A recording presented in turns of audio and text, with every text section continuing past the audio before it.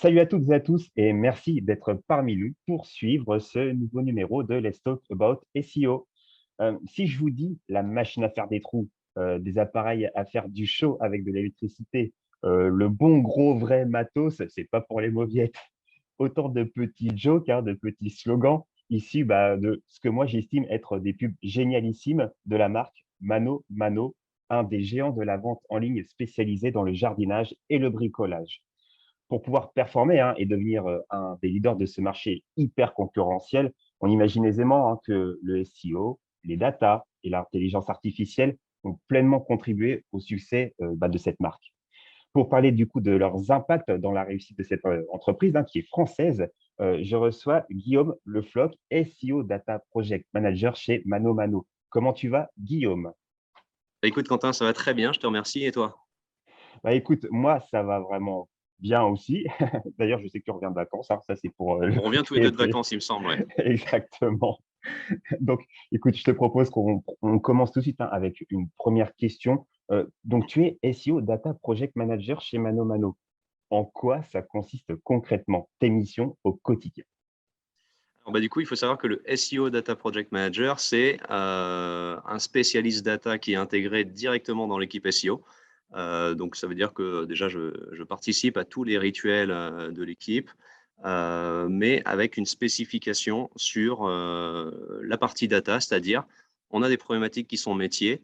Et moi, mon travail, ça va être déjà de traduire ces problématiques métiers en problèmes mathématiques, en algorithmes de data science.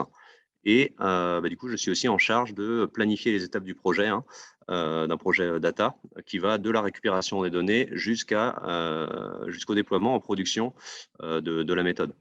Et donc, entre tout ça, on a des étapes intermédiaires qui sont la conception du code, éventuellement la création de datasets, l'entraînement de modèles de machine learning, bien sûr des analyses aussi préliminaires. Et puis, il y a toute une partie test, parce qu'on met en œuvre des solutions, on fait une hypothèse, on se dit, OK, on pense que ça va améliorer, mais il faut le vérifier derrière dans la réalité. Et donc, pour ça aussi, il y a toute une procédure de test qui est mise en place pour mesurer les incréments de ce qu'on produit.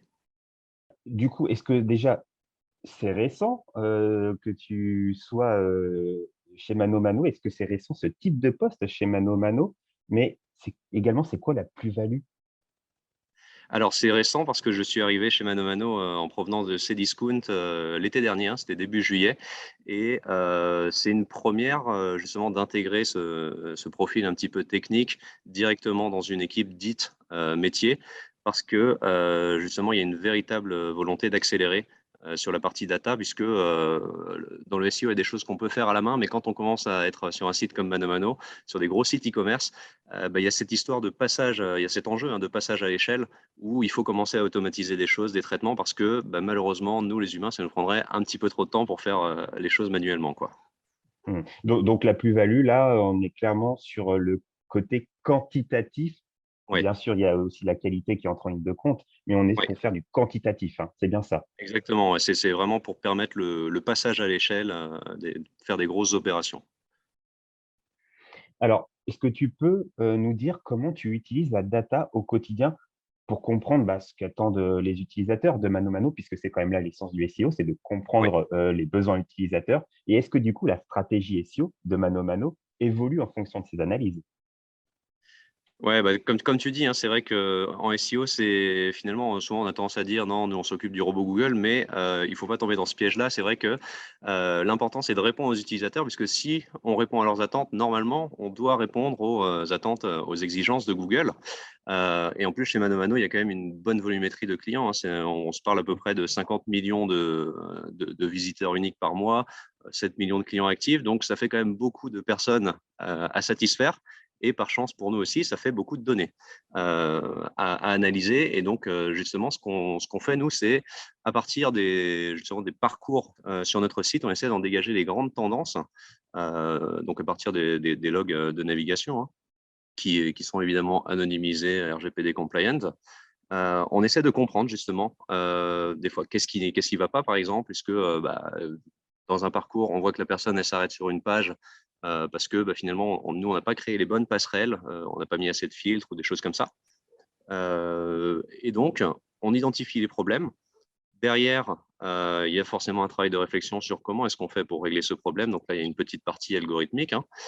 Et comme je le mentionnais justement sur la première question, il me semble, il y a aussi la mise en place de tests. Et donc là, c'est une autre source de données qui va être utilisée. En général, nous, on utilise beaucoup, comme beaucoup de SEO, je pense, la Google Search Console et aussi les données Google Analytics, puisque en fonction du KPI qu'on va vouloir optimiser, hein, si c'est les clics ou plutôt la conversion ou baisser le taux de rebond, on va utiliser plutôt l'une ou l'autre des sources.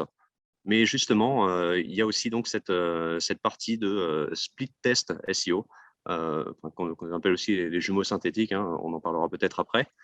Mais voilà, il y a cette partie donc de mise en place d'un test pour tester si justement ce qu'on a fait, c'est bénéfique ou non. Notamment, hein, des petits exemples, ça peut être, on peut avoir des tests de type UX où justement il y a une réflexion sur le fil d'Ariane, par exemple, est-ce qu'il faut le mettre en haut ou en bas sur mobile?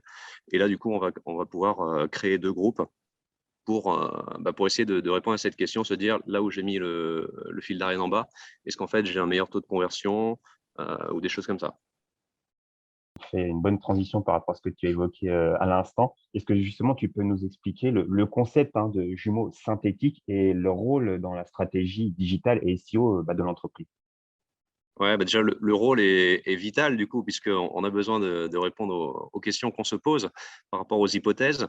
Et le problème en SEO, c'est qu'on ne peut pas faire un test AB traditionnel qui, d'un point de vue statistique, correspond en général à un test de student, parce que la problématique en SEO, c'est qu'on doit présenter une version de site unique. On ne peut pas dire à Google, tiens, là, tu as la version 1 et là, tu as la version B.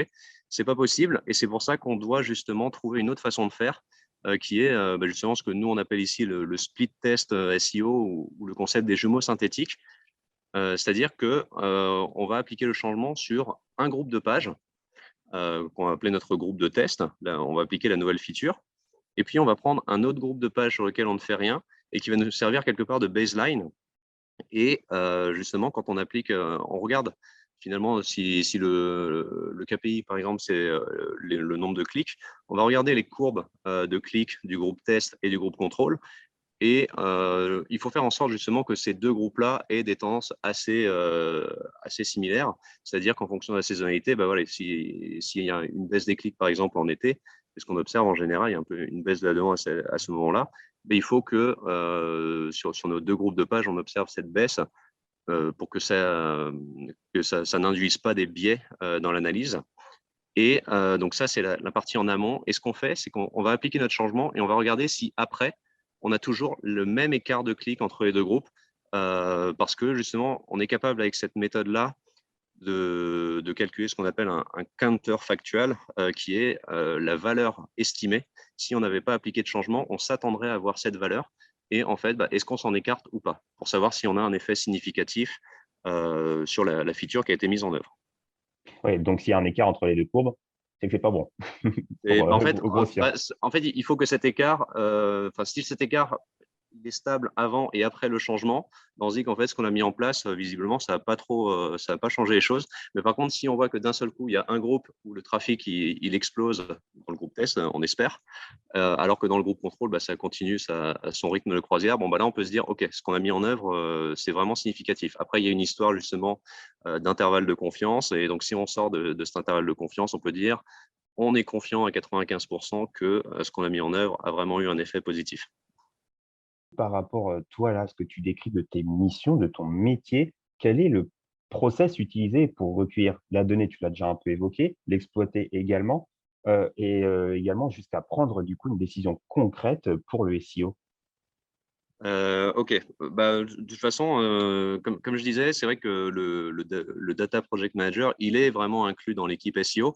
Donc c'est vrai qu'en général, quand on va avoir, une problématique, il y a toujours un peu cette phase de brainstorming, enfin en tout cas chez Mano Mano, où on réfléchit tous ensemble parce que, moi, ce que j'apporte, sur la table, ce sont mes compétences data. Mais, dans l'équipe, il y a des gens qui ont des compétences bien plus élevées d'un point de vue SEO technique, métier. Donc chacun apporte ses inputs. Et c'est comme ça qu'on commence justement, on réfléchit ensemble. Ensuite, moi justement à partir de nos bases de données, je vais comme je disais, il y a la partie traduction du problème, métier en problème mathématique. Et donc, à partir des données, je vais essayer de mettre en œuvre justement un algorithme. Et puis, pour ce qui est de la prise de décision concrète justement pour les SEO, elle intervient en fait grâce à ces fameux tests type jumeaux synthétiques, puisque justement, le process, c'est ça, c'est vraiment, on a un problème, on fait une analyse pour regarder ce qui ne va pas. Ensuite, il y a la partie création d'algorithmes pour justement essayer de régler ce problème. Et puis, la mise en production qui s'accompagne donc de la mise en place d'un test. Et derrière, donc, en fonction des résultats du test, on va prendre une décision ou non sur le SEO. Par exemple, un exemple de test qu'on avait, qui était mené de façon un peu plus globale par l'équipe Data Science chez ManoMano, c'était ce qu'on appelle le re-ranking, qui est beaucoup utilisé dans le e-commerce. D'ailleurs, s'il y a des sites e-commerce qui ne le font pas encore, on leur conseille de le faire parce qu'il y a quand même une grosse plus-value niveau conversion. Ça consiste, comme son nom l'indique, à placer, finalement à réordonner les produits sur une liste de produits avec pour objectif de mettre les meilleurs produits en tête. Et donc, nous, justement, un test qui a été mené, c'était de se dire, est-ce que avoir un meilleur ranking des produits sur un listing apporte donc déjà une meilleure conversion, ça c'était d'un point de vue un peu plus business, mais de se dire si le taux de conversion sur cette page augmente, est-ce que on va observer quelque chose d'un point de vue du trafic? Et la réponse, ça a été oui. Donc bon, je ne peux pas malheureusement donner les chiffres, mais on a vu qu'il y avait quelque chose de significatif à ce niveau-là. Donc ça vaut le coup de le faire. Et là, typiquement, c'est ça, il y a eu tout un travail de réflexion sur le ranking des produits, la mise en œuvre d'un algorithme. Et derrière, on observe avec un test que la solution qui a été mise en œuvre, elle a porté ses fruits. Et donc, la décision, c'est de passer à 100%. Et donc, toutes les pages obtiennent cette feature. Est-ce que la force d'un site web comme celui de ManoMano réside dans sa capacité à exploiter la data pour booster au maximum son SEO, alors qu'à la base, quand même, le site web, à ses débuts, je crois que c'était en 2013, quelque chose comme ça, 2013, ça a était, démarré. ouais, était plutôt loin de respecter les standards SEO, en l'occurrence. Alors pour la dernière partie, je t'avoue que moi en 2013, je passais mon bac. Donc à l'époque, je ne connaissais pas ManoMano. Tu te Je dédouanes. devais même pas savoir ce que c'était que le SEO et je ne savais pas non plus que je débuterais ma carrière dans la data science. Mais en tout cas, ce que je peux dire, je peux parler de ce que je connais, c'est que ManoMano, d'une manière générale, c'est une entreprise qui est très data-driven, on va dire. C'est que toutes les décisions business qui sont prises, elles s'accompagnent, ça démarre par une analyse. Éventuellement, après, il y a une partie justement production d'algorithmes ou simplement des inputs métiers, changer la couleur des boutons, etc. Et toujours avec cette procédure de test. Alors, pour ceux qui ont la chance de pouvoir le faire, test AB ou alors plutôt split test, nous, pour le SEO, ou même d'autres choses, comme par exemple du pricing. C'est pareil, on n'a pas le droit de proposer un certain prix à certains clients et pas à d'autres. Donc là, on est obligé aussi d'utiliser cette méthode-là. Mais il y a toujours une forme de test. Donc, clairement, la data, elle est omniprésente, déjà pour valider les décisions. Et en plus de ça, aussi à la production d'algorithmes, que ce soit pour la recommandation, pour justement l'ordre des produits sur des résultats de recherche, toutes ces choses-là, en acquisition payante, en SEO. Il y a beaucoup de domaines qui utilisent justement des algorithmes de data science parce que, comme je l'avais mentionné en début d'interview, ça nous permet de passer à grande échelle. On est quand même sur un site web qui a pas mal de pages, donc c'est important. Et donc, on a besoin de ces algorithmes-là pour optimiser des KPI, que ce soit la conversion, le trafic, le taux de rebond, tout ce qu'on veut. Et forcément, là-dedans, l'équipe SEO ne fait pas exception. Et c'est pour ça, d'ailleurs, que je suis arrivé. Ça a poussé à mon recrutement parce qu'il y a eu toute une partie, justement, comme le dit Pierre Brua, mon manager, de consolidation des bases. Et ensuite, là, on est rentré plutôt dans la phase offensive où on s'est assuré d'acquérir déjà les bonnes pratiques, les bonnes bases. Et maintenant, on construit sur ces bases et on veut ajouter des briques d'intelligence artificielle. Donc, c'est très clairement la force du SEO ManoMano va résider sur l'exploitation de la data, mais pas que.